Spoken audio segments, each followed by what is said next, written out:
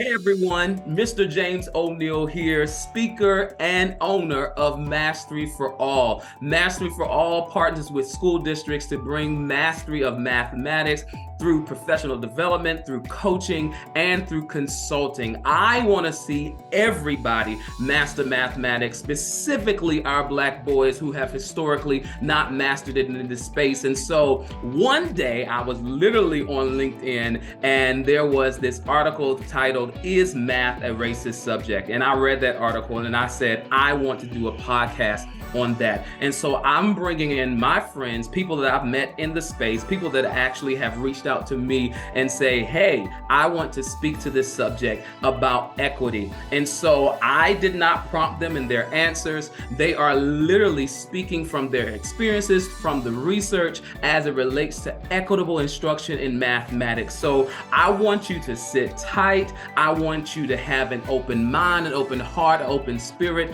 to listen and to hear these experts speak to this subject. Is math a racist subject? And I'm going to see you on the other side. Hey, everybody. Welcome to another episode of Mastery for All with Mr. James O'Neill. Y'all know I am doing this series on Is Math a Racist Subject? And today I have joining me Miss Adrienne Baytops-Paul. Can we give it up for her? Hey, Adrienne.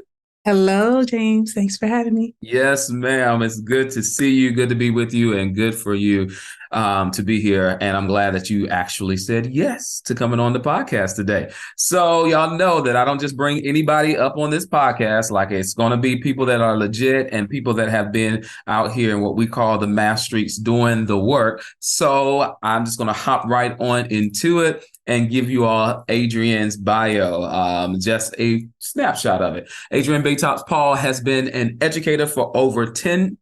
Goodness, I said 10. It's been 2 decades. I was about to, I was about to, That's major math right there. woo, I was about to, she's been around for a long time, y'all. She's heavenly sent. She really is heavenly sent for 2 decades and has always sought to provide children with informative, engaging, and effective learning experiences. With Unbound Edge, she creates mathematics professional development, also known as PD, content, and trains math educators to facilitate summits and institute sessions. Adrienne is the Chief Operating Officer of My Mathematical Mind, a mathematics education consulting firm through which she conducts PD for math educators and administrators around the country.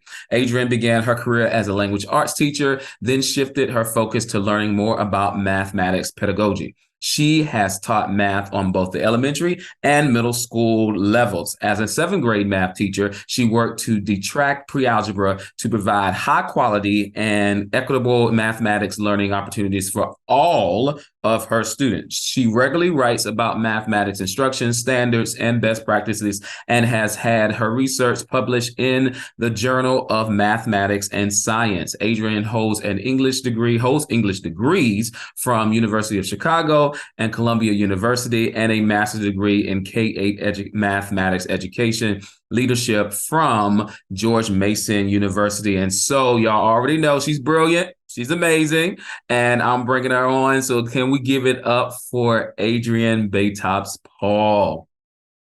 Hello, and hello. Hey, Adrienne. Like I said, I'm glad that you're here. Reading your bio beforehand, I was just like, oh, I knew you started off in ELA. We had that conversation beforehand. Yes. And then I was looking and I was just like, okay, Chief Operating Officer of My Mathematical Mind. I see you. And so we're going to get into your journey and everything and just lift up what you do in this space of mathematics education.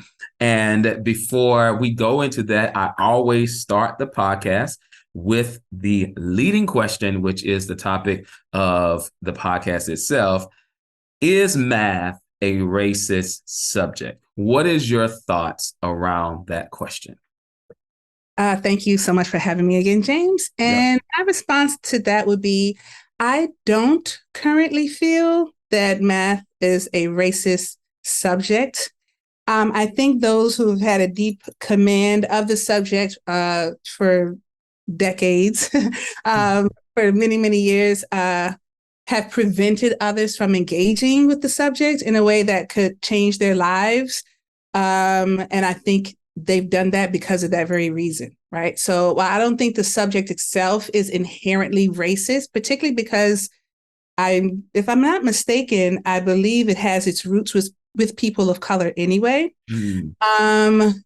I don't think that currently people of color have been given access to mathematics in a way that would provide fruitful lives for us. I think those who have that deep command that I mentioned have used their attitudes and their actions to restrict that access because of their, like I said, because of their biases. Belief that math was or should be restricted to the elite as an intellectual luxury. Mm-hmm. That ideal is perpetuated by people, not by the subject itself. So that's another reason why I don't think that math itself is necessarily racist. Woo, you just dropped a word that Adrienne, I'm gonna have to give you props on, because that phrase is probably gonna never leave my life. Intellectual luxury. Oh, well, let me clarify. That is from a New York Post article that I just read recently. So it's Okay. my words, but which is why I did this. But that's essentially how the math as a subject has been carried and manipulated in this Western culture, and which is why it has been.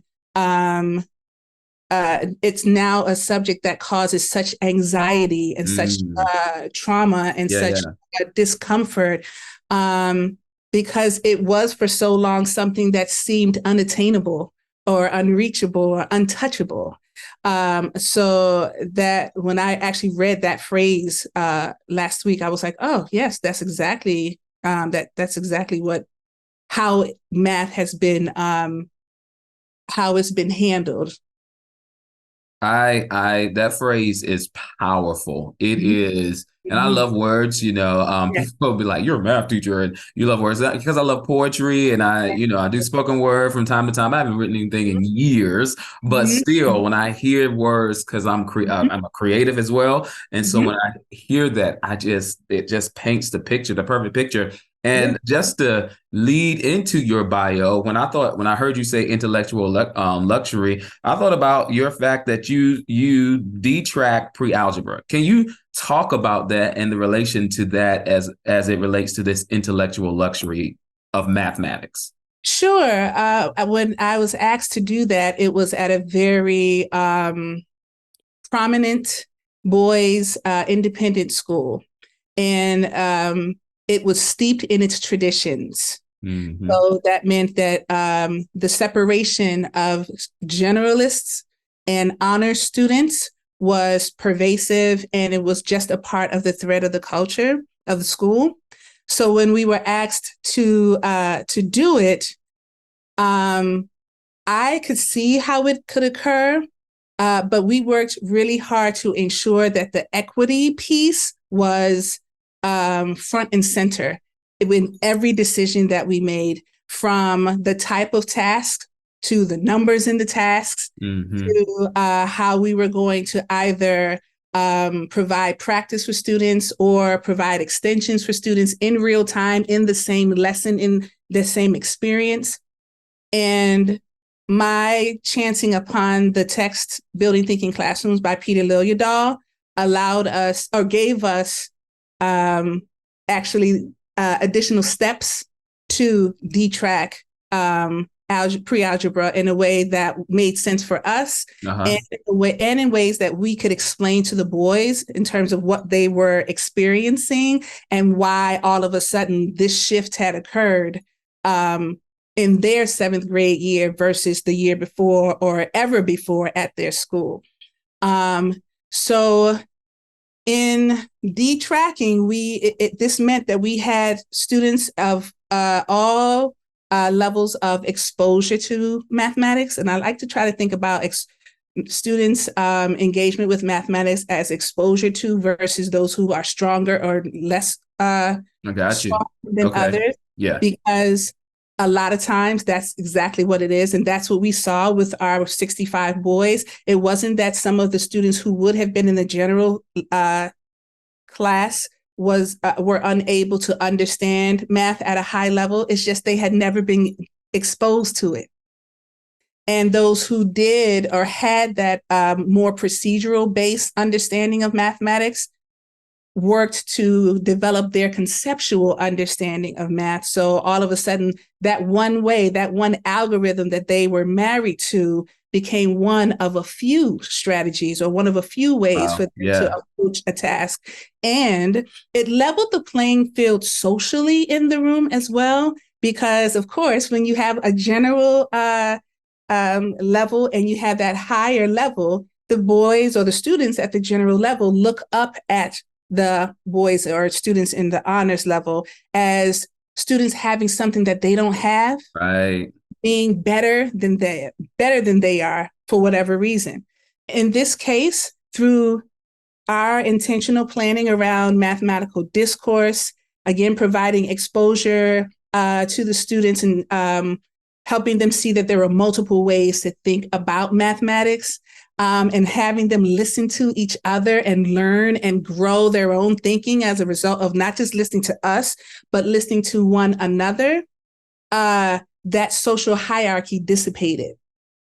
Wow. And so we were, through our intentional planning of every aspect of the students' experience, we were able to see boys who were strong and thought they were more than and didn't see the need to engage with students who didn't have that same level of exposure do that very thing. And those boys who didn't see themselves as mathers at all become that over that period of time, over the course of the year. And again, they went from being students who didn't believe in themselves to students who saw themselves as mathers and were became risk takers. Gotcha. And you have to be that way in any class, but especially in a math class, right? Right. And I and the teacher that I taught with, Jody Munier, we made it a point to help the boys understand that we were also taking a risk in facilitating learning in the way we decided to do it.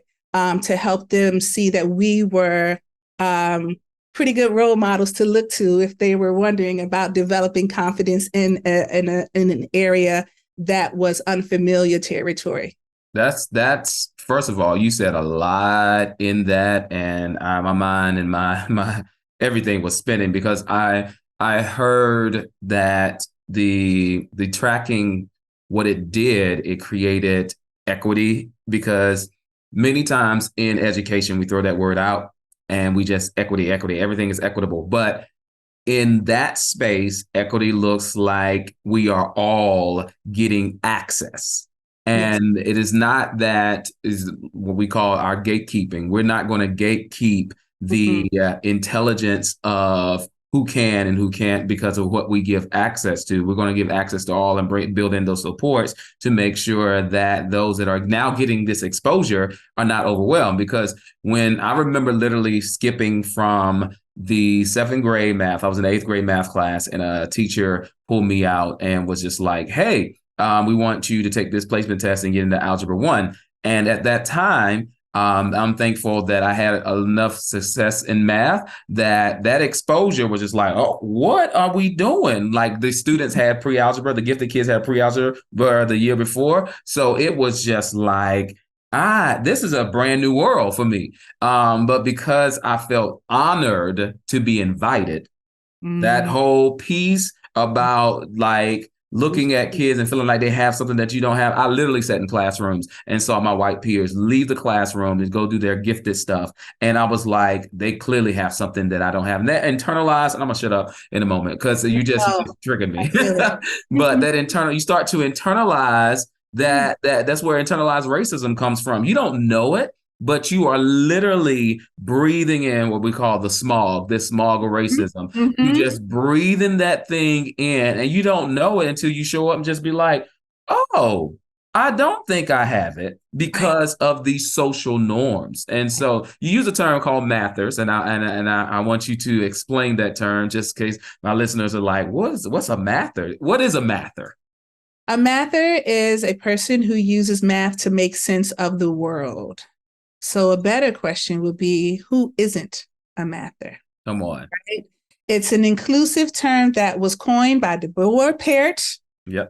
my CEO at My Mathematical Mind. And she wanted to find a term that was inclusive, that had positive connotations around mathematics, and that went along with our cultural thinking about reading and writing. Readers read, writers write. Why can't mathers math? Love it. I love it. So if you're hearing it for the first time, shout out to Deborah. Clearly, I was just with her yesterday in Newark, and we were talking about that before we got on. And so we all are mathers. Yeah, That is what we are. If we are, we can be readers. We can be mathers. Readers read, mathers do math, and we that's use that math to make sense of the world. We're all mathers. We can't get away from it. We are right. all mathers. So I'm excited because the conversation is already good because you're already dropping some amazing things. And I appreciate the work that you did with the whole detracking because, and I'm just going to ask him to stay there for a little bit longer. Sure. So some people feel like there's no issue with tracking. Like we should create tracks that everybody's not supposed to go to the same place. They should have options, if you will. What are the pros, the cons of tracking, or is there just cons to it? What is your take on that? I think I kind of spoke to what some of the cons are, right? That perception that students have of other students that that causes them to feel like they are less than, as well as the antithesis of that, right? The feelings that those who are in those honors tracks feel that they are better than for Right. whatever reason, and the pressure that comes along with maintaining that honors track, right? So there's some cons to that as well. I would say though that there are pros to having choice, and I think that speaks to student agency. Mm-hmm. And I think based on the importance of students having the basic foundations of mathematical concepts, if not mastered, at least being able to think flexibly about number between K and 8. By ninth, maybe 10th grade, I think students or children rather are could potentially be mature enough to start to make choices about what type of math they want to pursue. I I believe that it should be a pursuit up and through senior year. But I think our schools need to shift what math looks like in 10th, 11th, and 12th grades. Mm. I think there should be more business classes reinstituted into high schools. I think there should be courses on the stock market, and you could have a course on the stock market in 10th, 11th, and 12th grades. So you can start to think about how to apply all of this math that you learned for all the years Yeah. prior. Yeah. So when you graduate, you can think about how to use that math to help you make a change in the world, improve your situation, improve your community, improve our nation. I think that is supposed to be the point of school in the first place, right? Right. So while I can pretty much say that I prefer tracking to not occur through kindergarten or kindergarten through eighth grade, and certainly not, and maybe not in ninth. 10th, 11th, and 12th graders, I think, are mature enough, or at least should be given the options to think about how they want to be able to utilize math in those grade levels and beyond high school. Got you. Wow, that's different and unique and special. I really love your approach as to what math can look like and real world applicable math as it relates. Like you've been in these classes now let's see, as you grow up and you mature, like this is the math that you're going to really engage in, with majority of us will engage in our real world. And some of the stuff that you said, like stock market, like that's again gatekeepers, like who gets access to that level of information. And even with credit cards, like in my business, I've learned like there is a business way that people talk about money that the normal consumer don't hear about. And the only reason why I know this is because I now have access to people that literally have money. Like, and so again, if I'm raised in those homes, then I'm going to normally hear these conversations. If my parents may be privy of it, but I'm going to be in an environment where these things are happening. So I love this. You know, we got away from my initial question because that whole detracking thing got to me. And I was just like, I need to dive into that because that intellectual luxury, that thing just took me out for a minute. So, I want to add something to that. Go ahead before I move back. Go ahead, add. Another, in terms of students having choice, and you made me think about this also, having access to personal finance classes would be so valuable in your 10th or 11th or 12th grade experience. So that, again, is another way to think about helping students understand, like, there is a reason why you need to understand fractions. There's a reason why you need to understand percents, because you're going to utilize this maybe subconsciously as an adult, but you will use these skills in your life later on. And if you really play your cards right, you could utilize these skills to help live a lucrative life. Yeah. And break down the gate that you keep referencing. Yeah, I love it. I love you coming in with that because it made me think really about, like you're saying, like who has access to what, and this personal understanding of our world through mathematics. Like it's powerful when you know where it shows up in your life and how you can, like you said, live a more lucrative life if you are aware of the decisions and the pitfalls that are out there when it comes to finances. I mean, just in general, like it's going to be, once you get out your mom and daddy house and you start paying for stuff on your own, you be like, oh, this is a little different. And and so many of us are just thrown into that life. And literally, when you were talking, I thought, as I'm talking now, I thought about my first credit card in college. And I got it because they were giving out free pizza and a t-shirt. Right down on Hillsborough Street in NC State University, and I still got the t-shirt to this day. And but nobody sat me down and talk about credit cards, and so literally, here's my life. Here's my life. And so I back to our original question. Back to the pros and cons. Okay. So, but I thought to mention the pro being one of choice, because parents think that having access to an honors track is a choice that they should be able to provide their children. Yeah. Right. And I would counter that by saying something that I said in my Ignite for NCTM last year. If teachers can spend the time creating curricula for honors tracks, they can spend that same time creating curricula that is inclusive, that where you can have students of all levels of exposure to mathematics in the space. And I know that to be true because of the work we did with detracking. I'm not just kind of talking out of my neck here. I actually do know that is a possibility. If your heart is in the right place, if you understand the need, you get to know your students through multiple modes of pre-assessments, and you devote yourself to that equity piece. You're constantly thinking, how can I provide nearly everyone what it is that they need? Yeah.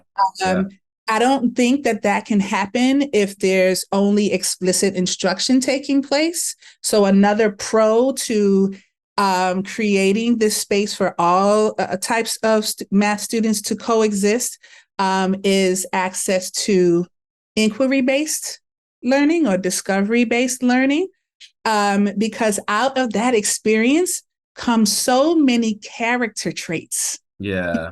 How to collaborate. You learn how to be an active listener. You learn how to debate. You learn how to question. You learn how to consider others' ideas. You learn how to agree with their ideas or disagree, not with the person, but with Yeah. the Yeah. idea, Yeah. right? So you are not only learning mathematical content, but you're learning life skills that you can take to your next class and out of school. So here we are now thinking about mathematics being this tool to develop our humanity. Mm. And that's what we saw as a result of the work that we were doing in this detract space. Oh And that man. was something that you only one could only understand if they observed it. And it was so that was a very abstract piece of the experience that parents really did not get or understand until we did a couple of simulations where they came in and were our students and they experienced a part of a math lesson like their children did every day. Uh-huh.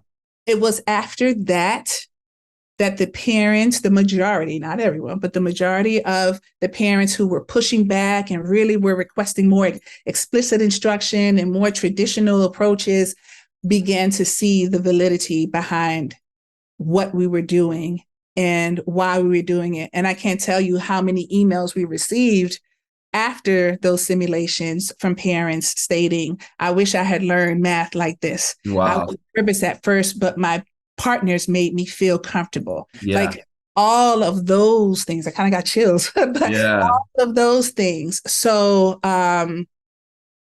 again, another pro was having the ability to develop these character traits out of this math experience. I love you're gonna take us down a different road today, and I'm ready to travel with you, Adrienne. To go back to even the first question I asked you about, is math a racist subject? I hear you in everything that you're saying. It's the anti-racist approach to mathematics. Access is what you said. Mm-hmm. Creating a space where everybody is growing. And one of the things is that you said, using mathematics to develop our humanity. Woo, that's such a That's me. good old, It just good came old, from this, James. It's you. It's good you. old Heavenly. nugget. Like, because even when we think about sometimes when students say, when I'm going to use this, and sometimes it's like, to be honest, they may never use that. But what you are gathering in the process of synthesizing your thoughts and the trial and error of finding, does this work and how does it work, and the sense making, like that is priceless, because you're going to have to make sense of life. Like, you're going to go through changes, you're going to go through shifts, and you're going to have to look at the data of your life and problem solve. Like, Yes. Yes. literally is what I hear you saying, that mathematics developing our humanity. And when we advocate, right, Mm. the numbers is a person. There's no longer this number. This number is reflective to a person. And so I want to get to, we just on the first part. I just want to get to my second question to you, Adrienne. And you're already, whoo, I feel good. You're already there. What you've been talking about your experience of making sure that all you're at a boys' school, and so specifically now, but what has also been your experience to make sure that all races master mathematics? Well, that what I found to be the most challenging of your questions. And so I had to really think deeply about what have I done Mm-hmm. to do that specifically. Um, I'm going to be honest and say that I have, whenever I've had the opportunity, I have worked from the inside out. And what that means is I've looked at my students of color and their needs first, and then worked to think about what everybody else would need. Okay, Particularly, let me ask you this. Why start there before you continue? Because the majority of my professional teaching experience has been in independent schools. And so I made it a point as a Black woman who was oftentimes the only Black teacher in the particular building, or maybe one of 3 on campus. I wanted to ensure that my students of color knew I saw them. Yeah. And I wanted to be intentional about that. And so it doesn't mean I left anybody by the wayside, because that's exactly what I want people to hear. They hear that, and I say it all the time, and I'll let you get back to it. I want you to hear inclusivity, not exclusivity. When I lift up these individuals, whoever they are, it is because they have not had someone to lift them up. And so I want you to hear inclusivity. I'm excluding anybody. No, I'm finally including the people that really needs the help. All right, back to you, Adrienne. Yes. No, you're absolutely right. And to get to funnel it down just a little bit more, I would start with thinking about my boys, my Black boys. I did a lot of research around Black boys' education during my time at Columbia. And so I came out of, I think I was in my 3rd year of teaching at that point. So I went back into my teaching environment, really thinking deeply about how to appeal to the few Black boys that I would come in contact with during the school year. So in terms of addressing all races, I would use pre-assessments to really get to know all of my students. I would, again, utilize that information that I learned about attending to my Black boys to think about how to plan my lessons. And then during the summers when I taught students who were from local public schools, that was when I had more of a diverse population of students in front of me. Yeah. And I would do the same thing. I would give them pre-assessments.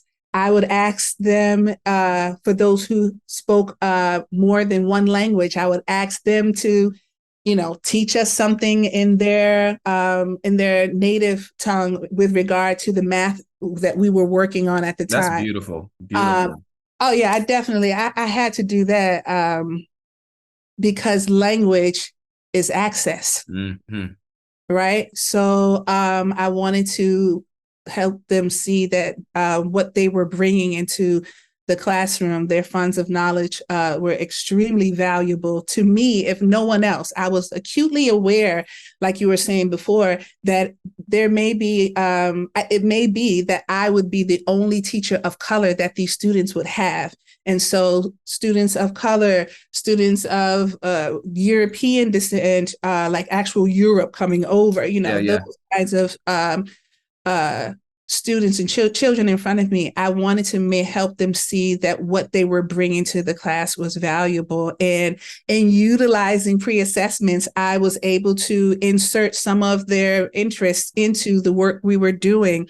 One project that I did a few years ago, actually with my 7th grade boys, was a project called ELG, Everyday Learning Graphs. So in my efforts to help them understand the constant of proportionality and move into their understanding of slope, I had them use themselves as data points. So they selected 2 questions that they were going to study, and the questions were collected from the teachers on our hall and some questions I had. And they chose 2 questions that spoke to some aspect of their lives, and then they had to record the data over the course of, I think, about 8 days, and then plotted, and all the math and everything behind it. Yes, But ma'am. Yes, ma'am.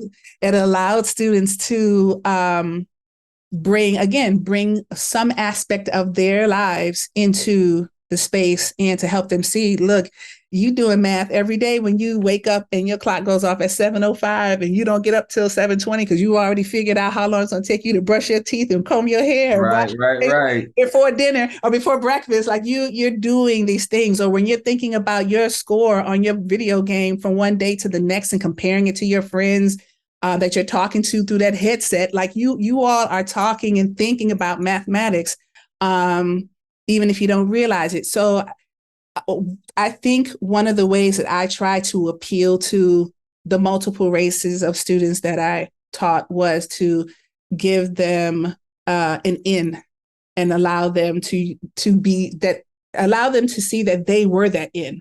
They didn't have to be anything more than what they were, and that was enough. Yeah, that was enough. That is enough. And that, it's different when you have an educator in front of you that feels to welcome everyone, in that space, in that learning environment. I remember when culturally responsive teaching really started talking, getting out there, I was just like, how can I lift this up in math? Because many times people was like, it's hard to do it. It's hard. And there is a challenge when it comes to math from time to time, but it is how you present, is what you give access to them. So I literally, in the story that you were talking about, when we got to system of equation, we were using them in Desmos. We were graphing lines and, you can actually name the point. And I just threw out one day, I was like, name the solution, your favorite food.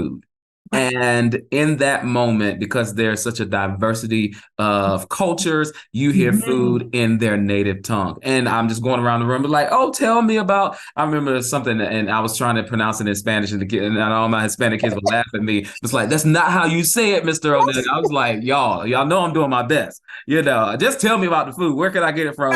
What restaurant? And so in that moment, culture is lifted up. The math is not diminished. The things but they feel like, oh, you want to know about me, and I can bring who I am in this space. So I heard you talking about, your Black boys, and that is near and dear to my heart.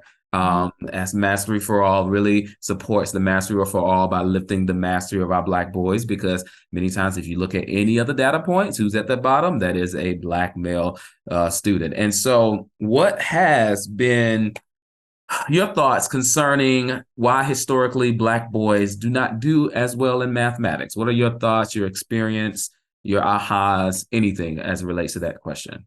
Sure. I think our boys are fighting an uphill battle, right? So the first thing that comes to mind is 2%.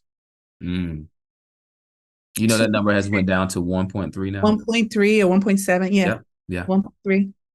Yeah. That is almost like the first, second, and tertiary reason why our boys are struggling. And for the people that don't know what we're talking about when we say 2%, what do you mean by 2%? 2%, less than 2% of our teachers in this country are Black males. And so then of that 2%, even less are elementary teachers, right? So that means that our boys are missing out on a role model relationship that could be, to be cliche, a game changer for them. I think there's another piece, and it's fear, because our Black boys experience adultification before they're adults. Our teachers are looking at our baby boys like they're men. So there's a level of subconscious fear showing up in there somewhere that's preventing our boys from being seen as children. And so this dastardly bias, right, damages our boys and strips them of the childhood graces that are afforded other kids. Oh, come on. You're talking the talk. So this less than 2% is why. Okay. Because think about who is in the other part of that percentage. If it's less than 2% Black male, who is everybody else? Who is that other side of that percentage, right?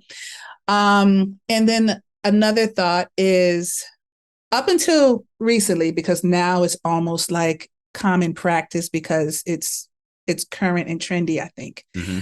Up until recently, our baby boys were not even seen as capable or worthy of math, right? So, and I say this because I, again, have over 20 years of looking at different textbooks. And when I started to hone in on math textbooks, I had to wonder, where are the story problems about our little boys? Yeah. And their interests? Where are the pictures? Where are the images? All you're showing me is some Black fingers. Where is this boy's face? Yeah. Come on. Where is he? They were not included in traditional textbooks. So, hey, out of sight, out of mind. Their stories don't count, and neither do they. So, on the flip side of that, if you are that little Black boy and you're witnessing this and you are feeling this every day in math class, you may start to feel like, oh yeah, this subject doesn't belong to me. And you know how we are, people of color. We need to feel like we are in that community, right? Zaretta Hammond talks about us being a collectivist group of people. We need to feel like we are part of that community. If we are not a part of this community, like if you don't show us that we need what you're trying to give us, we either turn away, we check out, or we turn your whole classroom upside down because you are not seeing us. So Yeah. You just took me down like my literally life seeing us not represented. And I spoke to this earlier, but I remember when I left one school that was pretty much 50% Black, 50% white, and I went into a majority white space. Where it was 97% white students there. And I was the only Black male teacher, only Black teacher in general, in the entire high school. I did a year and a half of high school. And I just was so uncomfortable. And it wasn't because the people didn't look like me. It was because what started resonating or coming up to the surface was this idea that I'm less than them because they don't look like me. And I got into this school because of how I interviewed and what I brought in as far as effectiveness, as far as teaching. And so this school in Pennsylvania, they literally getting a job there is hard. Like their teaching, it's different in Pennsylvania. They take care of their teachers. It's a union and everything like that. So I was the 40th person to apply for this job. And though they were looking for diversity, they wanted somebody that could help the culture and move the needle and support their kids. And so though I got in because I was a great teacher, I literally was there in whole imposter syndrome because of this narrative that you receive about you because you don't see yourself being capable because you don't necessarily, like you said, see yourself in the curriculum, see yourself in the classroom. You go into a space and you never see. So this can't be for us. Right. Because we're not here. Right. And the teacher doesn't look like me either. Yeah. In that 2%.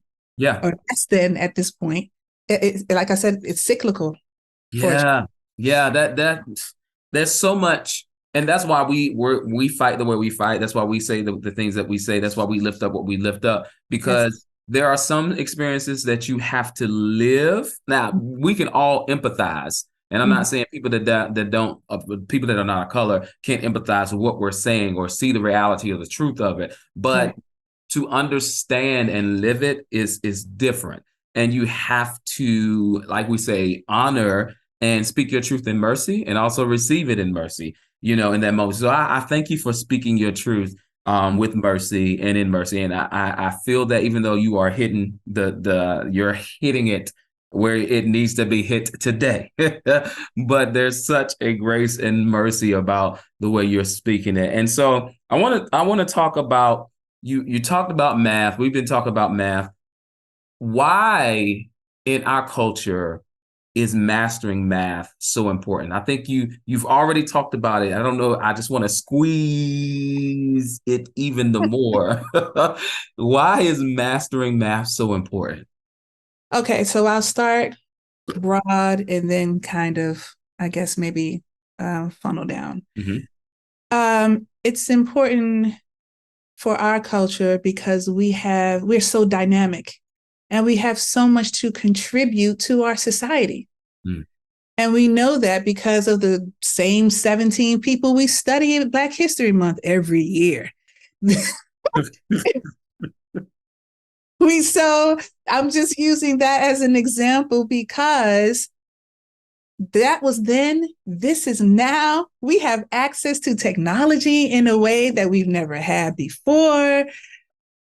We have access to the internet and to other people as a result of the internet. We have opportunities to be right in our backyard and study with a professor on the other side of the country, other side of the world. We have the ability to develop our dynamic nature in a way that those 17 folks, as wonderful and as powerful as they were, and as important as their trailblazing was, Yeah. they didn't have. So we have this ability, we have this access now to potentially impact our country in a way that is currently causing us to live in a space of less than, Mm-hmm. because we're not given the opportunities to add to this corporation, to add to how things are being produced and provided throughout the country. So that's what I mean when I said I was going to start kind of broad, like, because we don't have regular and consistent access to these rooms and these spaces, the world is missing out. The world is missing out. So then to go down just a little bit back to on a local level, same reasons, but in terms of schools in our and the ability for schools to help us grow on that in that community and have that community impact that we have naturally. We are naturally tribal people, right? Yeah. We want to help our community on a local level, on the school. The school is the opportunity creator and the maker, right? We have a chance in schools, if we are given access to mathematics properly, to positively impact our locales. As long as our educators, our teachers see that we are worthy. Wow. And then, like I said, I talked earlier about having access to different types of classes in high school. Yeah. Imagine if you are a math student, but you've never had a teacher of color. Mm. You're not really sure if math is for you.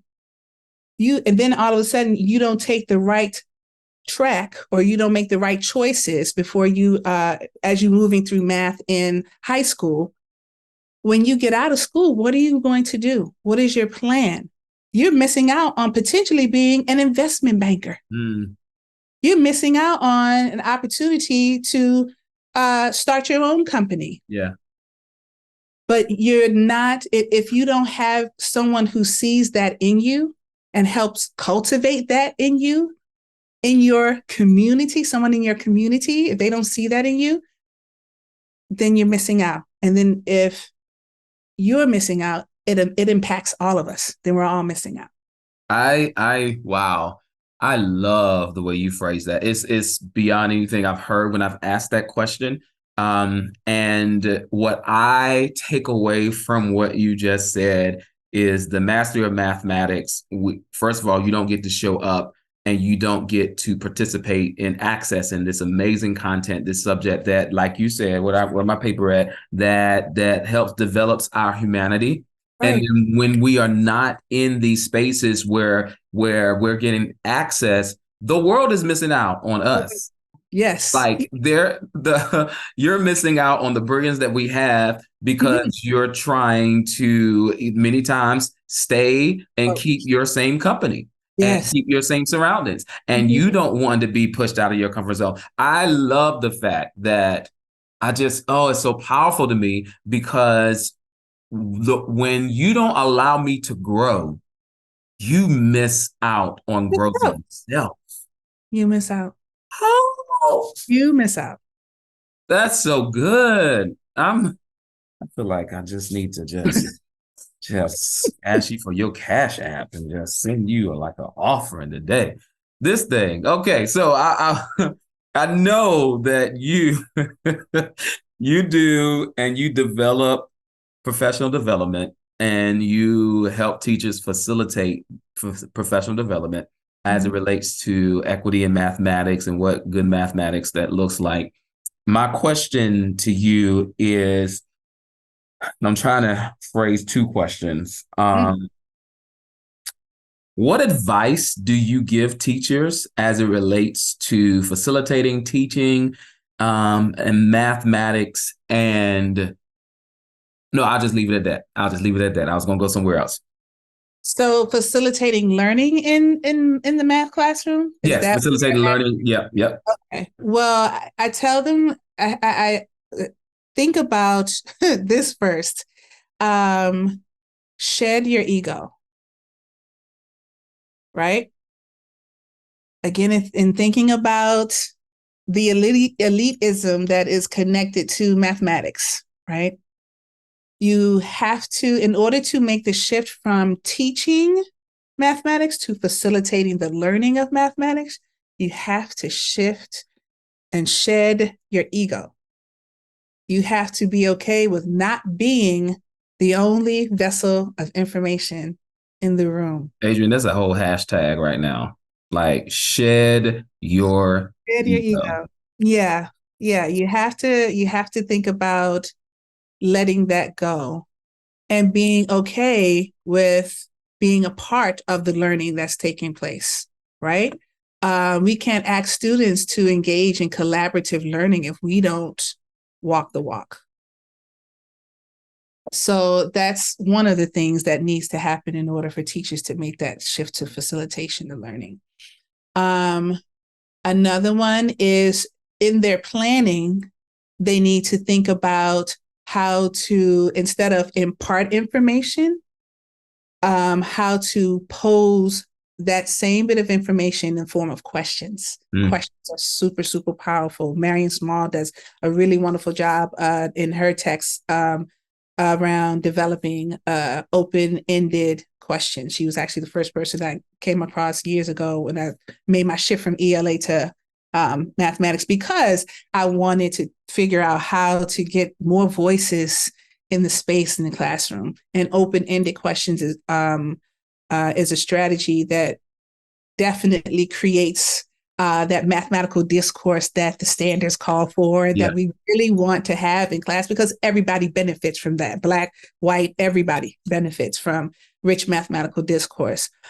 So rather than figure out how you're going to teach this procedure or these procedures over the course of this lesson, think about ways for students to explore the concept in a way that they are able to come to some understanding and glean some information themselves. Mm-hmm. And questions, again, are a great tool for teachers to use.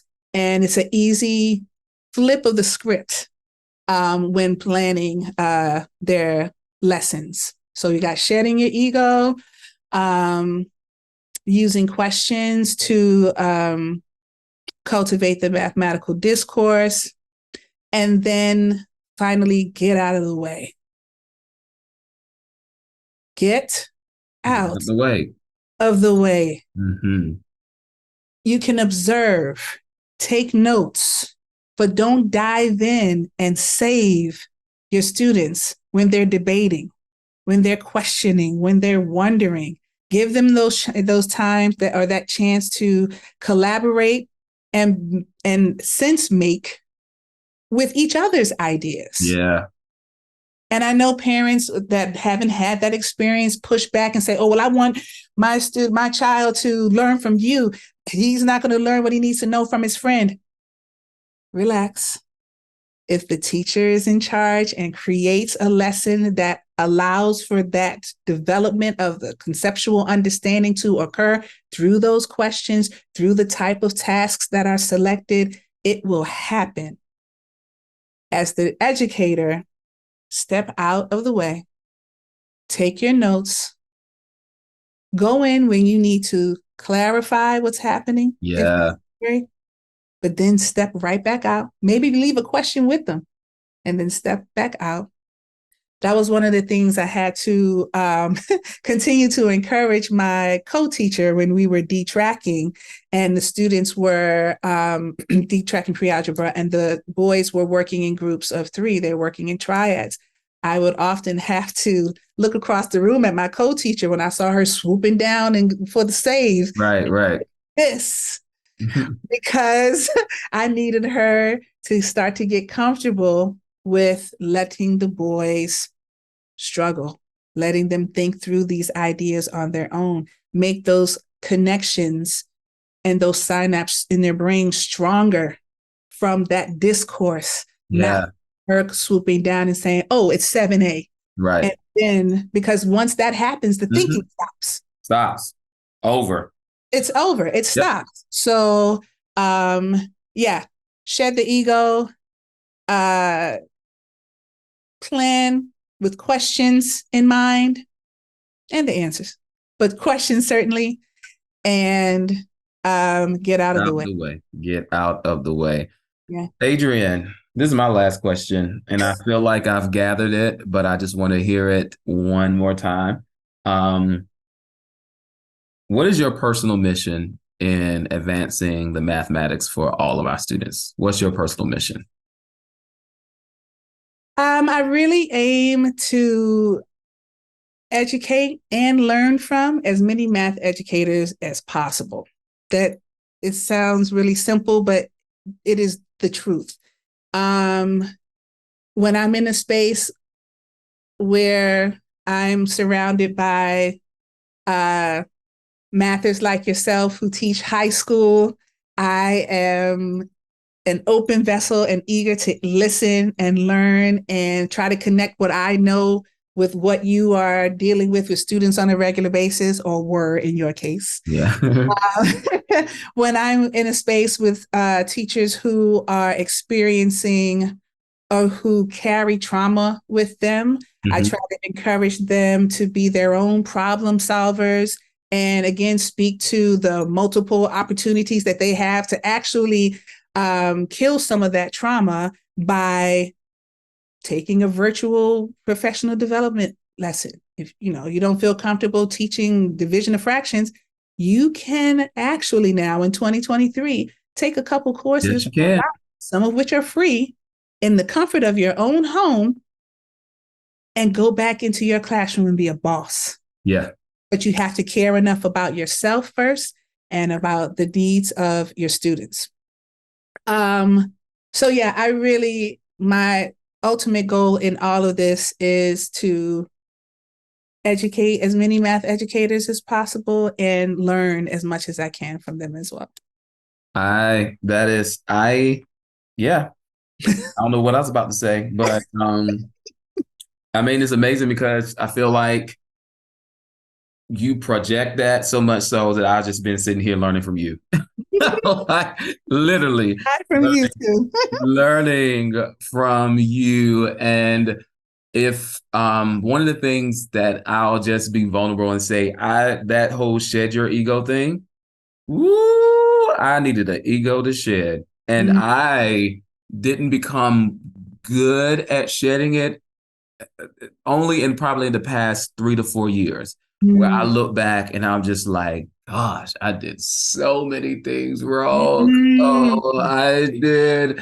Oh, and my Mm. perspective on math and what it looked like. And though I've been, in the work trying to lift up everybody by lifting Okay. up the brilliance of Black boys. But like you said, Maya Angelou says, when you know better, you do better. And I had the chance to do better because one thing you said, because when your heart is right, Yeah. and shed that thing and let it go because who is it about? It's about these kids. And Yes. I want to be better for them because I Mm-hmm. want them to be their best. And Mm-hmm. Mm-hmm. so, Adrienne, I have thoroughly, thoroughly, thoroughly, thoroughly, thoroughly enjoyed my conversation with you today concerning is math a racist subject? Again, Adrienne, you said it is not, but the way we give access is what causes the racism to perpetuate in our society. Y'all, this has been episode 5 with Is Math a Racist Subject? Brought to you all by Miss Adrienne Baytops-Paul and her brilliance. I appreciate you all joining in and leaning in into this lesson. This is James O'Neill with another episode of Mastery for All. Have an amazing day, everybody. Thank you.